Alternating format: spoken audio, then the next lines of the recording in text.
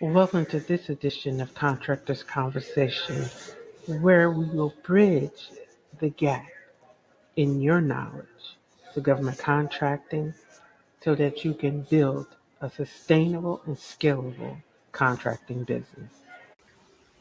And welcome our guest, Christine Edwards, to Contractors Conversation. How are you doing today? I'm good. How are you? I am well, and I want to thank you for joining us and lending this extra voice to this conversation. And we're talking about the services in demand by the government. Yes, So, ma'am. the government buys some of everything. Yeah. you know, a Yes, lot of people want to absolutely. know. The question I get commonly asked is, what does the government buy? So, hmm Yeah, I would love to talk about that. So, just to give you some background on who I am and what I do, so I'm the founder and principal of a consulting firm called Civility Localized, and we focus on community engagement primarily for local and state level governments. So, we are often hired by governments and municipalities to expand their community engagement capacity. And what that looks like is surveys, focus groups, workshops, town hall events, project management, creating a program, from the ground up. Anything that has to do with a community level change that happens, that's what we do. We try to help build trust. And so we were founded in 2018, located in Charlotte, North Carolina. And a little bit kind of a few years into our journey, people started asking, how do you get access to these government contracts and how do you get access to government clients? So in 2020, we started coaching and training and offering opportunities for other small businesses to learn how to gain access to this competitive bidding process, because that's how we get access to our clients, right? So we have developed a training program and it's called Public Sector Payday. And one big part of that training, again, is understanding what services and products the government is going to be more likely to buy. And I will just start by saying that, even all the way up to 2020, there have been record levels of spending from the federal government on down, right? Because it does trickle down. Record levels of spending. I think it's over $665 billion that the government yes. has been spending on private goods and vendors. And that could range from anything from food products to office supplies to legal services and even social services. So And they're that's what, to yeah. they're looking to increase their spending with small businesses in particular um, over the next few years. Because I was just reading where the sorry, all the government agencies are looking to increase their spending hmm with their small business partners. hmm The Veterans Administration is increased their allocations to 5%.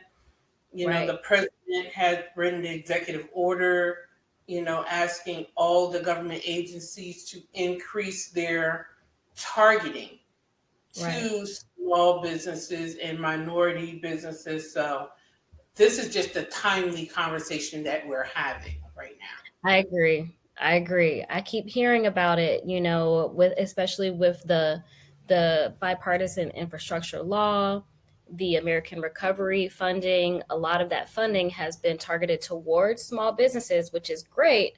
And so what I always tell my clients is stay ready so you don't have to get ready, right? Stay ready so you can gain access to these opportunities when the time is right, because we can talk all day about the funding becoming available, but until Right. you see that grant application or that RFP, how do you know that you are ready to go after an opportunity like that and seize the day, right? Seize that opportunity and make it work for you. I'm glad you brought that up because that is a conversation that's not held enough. Mm, We see a lot of talk about crafting the perfect proposal. Okay, that's nice, but are you ready to do the work? Mhm. Mhm. And are your services ready to Right. do the work? It's different servicing one or two clients than it Right. is servicing the government. It's a little different. Yes, I It's a agree with little you. response. And I'm not Yeah. trying to, and when we have these conversations, people tend to get a little overwhelmed. So I want people to take a deep breath. I'm not trying to overwhelm you, but it's a Mhm. different mindset. And we want people to walk in this saying the government is the one of the largest clients you will have. Mhm. And we want you to be prepared to service that client. So what does it look like to service a government client? Yeah, so let's talk about it. So, depending on what kind of products and services that you offer, serving the government, it could look different in terms of the scale and the capacity.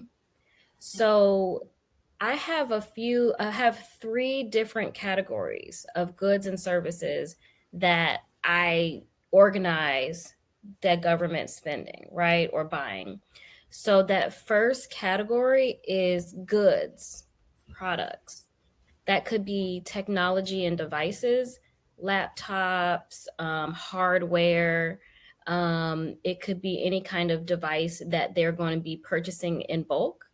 um, and then you also have, for example, hauling, dumping, porta-johns, office supplies, stationery, branded materials, right? Like promotional materials, custom printing, some health and beauty items or toiletry items. Then, of course, you have food and produce. So that is in the goods section. The next sort of section or category that the government is buying is professional services. The government is going to be buying things like public relations, marketing, media services, graphic design, community outreach, which is what I do, catering, strategic planning. Um, what's another one? Information technology, architectural design, interior design, admin services, legal services, anything that's on the professional services that you're going to be selling either by the hour or by a project, right? On a project basis. And then the last and final category is something that I would call social services. And a lot of times people overlook the idea of selling social services to the government because a lot of these are supported by nonprofits. However, the government is mandated to do a lot of these things. So they are going to be hiring vendors to get this done. For example, after school childcare, food and nutrition programs, social service programs that are mandated by the state, like child support collection or tobacco abatement. A lot of times people forget about these things and they can totally be a contract. Even if you are a nonprofit, you could have like a for profit division of your business, right? Or a for profit entity that can go after these opportunities. DEI coaching, things like that. So those are the three categories. You got goods, you got professional services, and you got social services. You know what? I say this all the time. Nonprofits are government contractors. And Mm-hmm. there are a lot of contracting opportunities that are earmarked specifically for nonprofits. Yeah. And a lot of people kind of like miss that. Mm-hmm. It'll And be a little different. It looks different because it'll say, "Oh, this is a grant," rather than a contract. But nonprofit versus for profit, it's just a different tax status. I know it's just or you're looking for the standard 501(c), and there are Mm-hmm. so different types of nonprofits beyond that. True. So they get kind of lost in the muck when they see something other than the standard. They're looking for a tabby cat, and it's something else, and then they Mm-hmm. kind of get lost in that. But well, we don't want to get too caught up in the weeds. Right. Right. Right. I'll give you an example of how you could Conversation. Yes. Yes. You definitely want to broaden that conversation. I'll give you an example of how you could cater your business to a government contract or a government service. Say, for example, you provide janitorial and facility maintenance, and right now you don't have capacity to do a lot, but you know the level of clients that you have served. You have served a client that has a commercial unit with 10 rooms. That's a big scale, right? So Yes. think about some of the government clients or some of the agencies that have government buildings. Maybe it's like the Department of Sanitation or the Department of Transportation in your local community. They have a need for janitorial services. So we're not saying that you had to come in and offer cleaning services to a 12-story building, but there are comparable things that you can do on the government side. Even if you do residential cleaning, right? Even Yes. though the scale might be different, you might be able to partner with somebody or subcontract with somebody. If you don't have that experience yet, that's a great way to get your foot in the door. And I think that's a good point you're making right there. Hmm. People look at government contracting as this huge, I need to go after this $2 million contract. And I'm like, well, you do know that there are smaller efforts. You know, the government may have this huge 10-story building. However, they do operate group homes that need cleaning. True. So there, we don't need to jump to the extremes. We Hmm. can get in where we fit in and then work our way up. And this is just a perfect way. Now, the government buys services at various level on the spectrum. It's not one end or the other. Hmm. It's everywhere. They buy Hmm. one Tuesdays and they buy thousands. So we don't have to think of I'm too small or I'm too big. It's Right. where do I fit in the spectrum? That's a good point. This whole I don't offer anything they sell because the government literally buy clown services. Hello. Mm, that's true. One of the one of my clients was telling me about how they knew somebody that offers like weaves and wigs. And so Yeah. that's the industry that she's in. That's her business, right? She does hair, weaves and wigs and braiding hair and things like that, right? And so she was trying to think of how she could get a government contract. And I was like, well, don't lose hope, because if you go and look at a community college, which is a government sponsored agency, right? A community college is state funded. Sometimes they have a need for beauty school, right? Beauty Mhm. school, um, hair school, becoming a beautician. Well, they actually need practice wigs and they need mannequins. So why Yeah. not partner with somebody? You already have the product, right? And so that was a government contract too. So don't discount what you offer because the government could need it. I'll even go here. I was surprised when I first got into contracting, when I first went out on my own, Hmm. that cancer research agencies hire beauticians Hmm. for their participants. They actually buy the wigs for the participants in their clinical Hmm. trials. So Hmm. that's a government contract. They actually hire that, they contract that out. Absolutely. So, like, oh, wow. But who would have thought about they actually contract out to beauticians to come in Hmm. and do wig fittings for people that go through the cancer research trials? Absolutely. Yeah. So when it comes to the federal government, a lot of those federal contracts and that federal spending, it goes to the Department of Defense.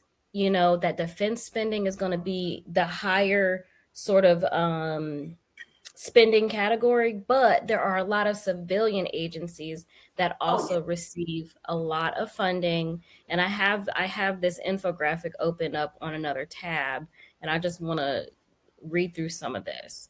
So for example, Department of Health and Human Services spent 400 excuse me 40.7 billion. The Department of Veteran Affairs, right? I think you mentioned that. Department Yes. of Yup. Department of Energy, that's another big one that spent over 30 billion dollars in government contracts in 2020 alone. Again, when you watch the news and you watch where some of this legislation is going, it's going towards infrastructure, it's going towards clean energy. So let's say, for example, you're in the construction business and you're noticing that, residential construction might be headed in a different direction. Well, perhaps you can look at public sector construction. Perhaps you can look at clean energy construction, constructing electronic vehicle charging stations. There are so many different ways that you could pivot or really just make your business fit into what the government needs. And you said something there, and you've said it a couple of times, and I want to touch on that. Being able to pivot. Mm, Now, COVID years, I call it the great pivot because it was the companies that were able to pivot on a dime that survived. And the government contracting companies actually thrived during that time because the government never stopped contracting. Excuse me. I mm-hmm. don't know why. Every time I go to talk, this frog jumps in my throat. But the workshops that you're holding, that you hold, Mm-hmm. as a government contract, as you said, Mm-hmm. but people think about the government workforce needs to be trained. And they're training their workforce through workshops. Now, how did you even start that? How did you even start in government contracting? Yeah, that's a good question. I love to share this story. So I was working for the county. I was working for my local county government, and I noticed that when I was doing community outreach work, a lot of the community outreach work was being done by marketing agencies, and I felt that two-way communication, real community engagement, is two-way, right? It's not just one-way communication.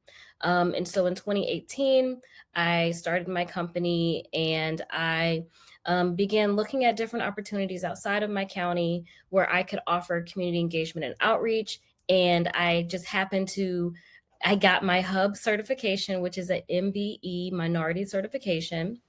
And I was able to subcontract on a park project. So it was just a park in my local community, here in Charlotte, and an out of town engineering company reached out to me and said, "Hey, you're hub certified. We need you to do community outreach for this park project." That's how I got my start, just thinking about ways that I could do things differently, and wanting to make sure, especially in these urban communities and Black communities, that we have people who look like us that are going out and doing the outreach. And so I think I got my start because I kind of saw how much we were charging for consultants, and I figured I could do a good job or a better job, versus what we were offering in house. um, but yeah, to your point about training, a lot of times we offer leadership training in government, right? Leadership training, diversity, equity, and inclusion training. That's a government contract because they hire these vendors to provide that training. I love what you did. You saw a need. You said, I'm better than what I'm seeing around here. Let me see how I can get in here. You Hmm. had a skill set. You saw how your skill set exceed everything that you saw. You got the certification, not to, because I think now I'm the anti certification girl. But Oh, I'm I gonna want to hear more clarify that. about that. Okay. I'm gonna clarify that statement because a lot of people get certified thinking the certification will cover the sin. If you're not qualified, the certification isn't going to cover that. You took your qualification and said, "Oh, by the way, I'm certified." You didn't say, "I'm certified," overlook that I'm not qualified. Mm-mm. You were Mm-hmm. qualified, saw a Mm-hmm. need, added a Mm. certification to it, and it made it a no-brainer.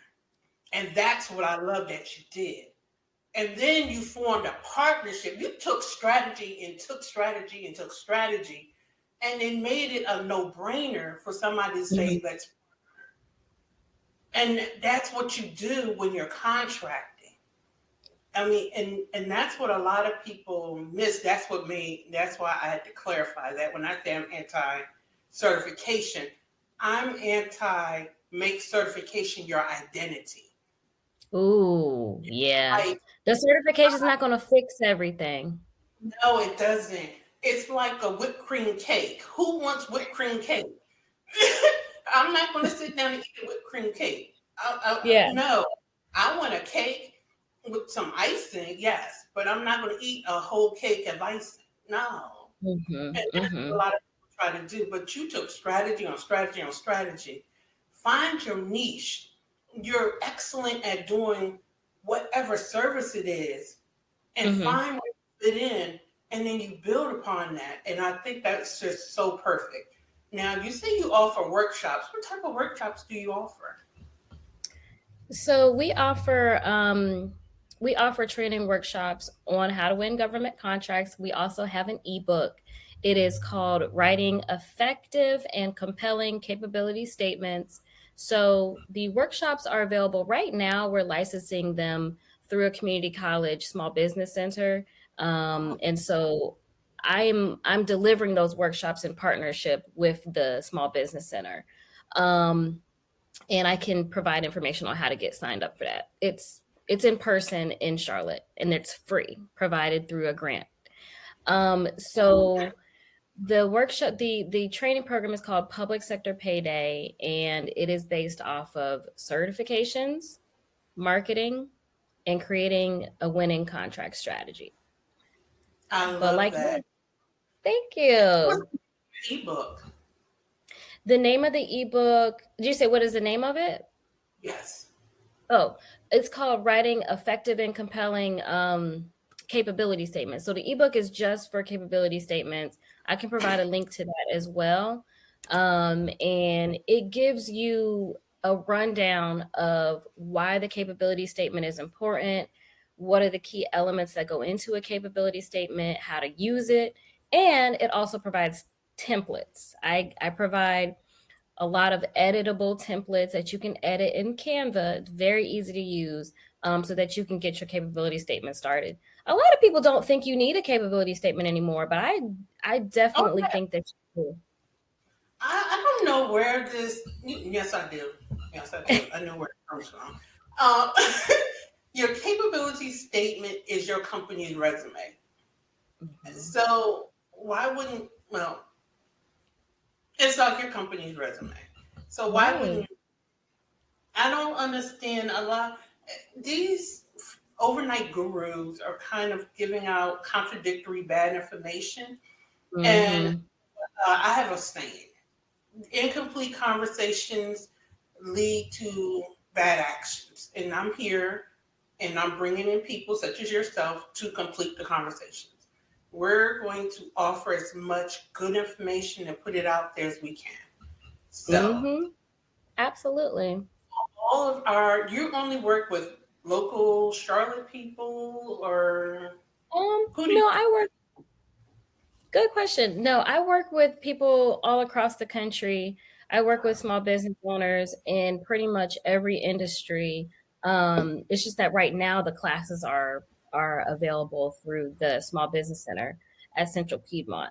But no, I work with everybody. I'll be happy to send my information. You can find me, at my company, which is called Civility Localized, or I also have a personal brand. It's called Meet Christine co, where I offer that coaching and I do a newsletter with some different tips and advice as well. So yeah, I would be happy to work with people. I actually like reviewing capability statements. It's like I'm like a career coach, but for government contracts. You I know how love, people say, send me your resume and I'll look at it. Send me your capability statement. I'll be happy to take a look at it. and I tell people all the time, what works in a B2B or business to business does not work in the B2G space. You need a Mm-hmm. different approach. The rules are different, so Mm-hmm. the approach has to be different. So you need that review. You need that different touch when it comes to the government space. So get in touch with Christine. We'll have her information available to you. I'm going to share it with my audience. And you want to remain compliant. I'm your compliance girl, so you're going to hear me say compliance all the time. You want to make sure that you're compliant, you're current, accurate, and complete in everything that you turn in, and you're representing yourself all the time. My when you do branding, everything you present represents your company at all times. I remember bidding on my first contract. I didn't win it the first time, but I won it the second time. And what I remember him saying the most was he remembered my company. It was 5 years later when I recompeted, but he remembered the fact that I bid on the contract the first time. So Yes. your reputation in the industry carries. Yeah. So Reputation is key. try it. Yep. Reputation and relationships are so important. Sometimes it helps getting in front of those decision makers multiple times, not even through the competitive process, but whether it be through a pre proposal meeting or whether it be through a networking event or on LinkedIn, making sure you are in front of people. So, yeah, seven times. So usually it takes 7 times for somebody Mm. to remember you, right? Remember you and remember your name. And it's investing time. It's an investment of time. It's an investment of learning. It's an investment of energy and emotion. Because Hmm. every win is a yes, and every non-win is a not yet. Is what I tell Hmm. audience. Is a not yet. Just because you don't win Hmm. it this time, there's always the next time. But we want to close this out with this. What is the top three things you would advise somebody new to Mm. government contracting? Top three pieces of advice that you would give them. I would say keep track of your work, Mhm. which means write it down. You Yes. know, if it's something that you did for a volunteer or pro bono, or maybe it was just something that you did for a friend, that counts. Write it down. The second thing would be remove the ego a little bit. Sometimes it takes a little bit less ego in order to be strategic and think about who you can partner with. Sometimes you have to put your ego on the shelf. Hmm. Um, and then the third thing would just be keep going. It's not going to Yeah, happen overnight. it really doesn't. I don't know why people think you're going to win everything you submit. Hmm. You really don't. Yeah, it doesn't happen overnight. So I would just say keep going, and that's really for all kind of entrepreneurship. Not just government contracts, but whatever are involved in, just keep going. Wow. Yes, keep going. I think that is the best way to close out this conversation. It Mhm. was a pleasure having you with us on Contractors Conversation. And I am quite sure we're going to have you back to continue the conversation.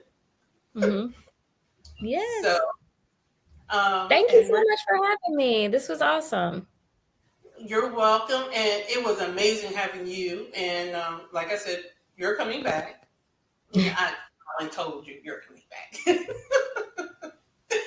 So we're concluding this segment of Contractors Conversation, and we hope everybody find value in this segment on the services that the government purchases from us. So tune in for our next segment on Contractors Conversation, sponsored by the LT&A Consulting Group. This is Luciana Turner, your host. We hope you have an amazing day, and remember, a stressed mind cannot create. So take a moment, step away, and come back. And have an amazing, amazing day. You can reach our guest, Christine Edwards, at civilityLocalized.com or by email at hello@civilityLocalized.com. Our host, Luciana Turner of the LTNA Consulting Group, can be reached by scheduling a session at ltacg.as.net. We hope that you found value at Contractors Conversations segment today, and we look forward to seeing you at our next segment.